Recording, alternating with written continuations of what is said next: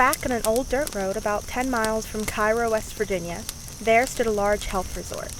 The resort, which was called Boiling Springs because of the natural, warm springs that were located there, had fallen into disrepair just a few years after it had been one of the most popular resorts in the region. Many wondered why, and suspected it had fallen onto hard financial times, but many others knew of another event that took place that could have been the reason for its demise.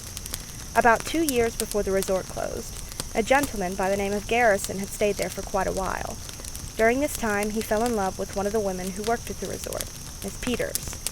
Miss Peters didn't care much for Mr. Garrison, but she always treated him kindly, even having dinner with him on more than one occasion. One day, another man, Mr. Martin, arrived at the resort, and Miss Peters took a liking to him from the start. She began spending more and more time with him and began to ignore Mr. Garrison's advances. The two fell in love almost instantly, and it wasn't long before Mr. Martin proposed marriage. She finally told Mr. Garrison about Mr. Martin, and he got very angry and jealous of Mr. Martin. A few days later, Mr. Garrison approached Mr. Martin in the bar, where he was having brunch with Miss Peters. Although Miss Peters tried as hard as she could to keep both men calm, an argument broke out, and then Mr. Garrison punched Mr. Martin in the nose. The bartender threw both men outside, and the heated fight continued there. Punch after punch, kick after kick, the men continued brawling for several minutes. Neither one noticed how close they were to coming to the edge of the cliff that was in front of the resort.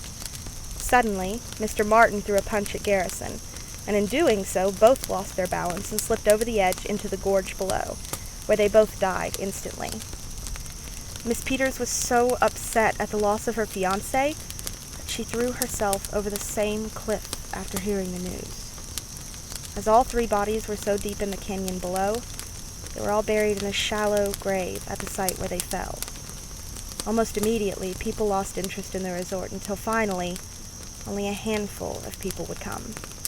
Within 2 years, the old hotel and resort were closed, the windows and doors boarded up, and eventually it was completely forgotten out at the end of the long dirt road that led to it. Today, nothing remains to tell that a resort ever existed there. Even the boiling springs themselves have gone cold.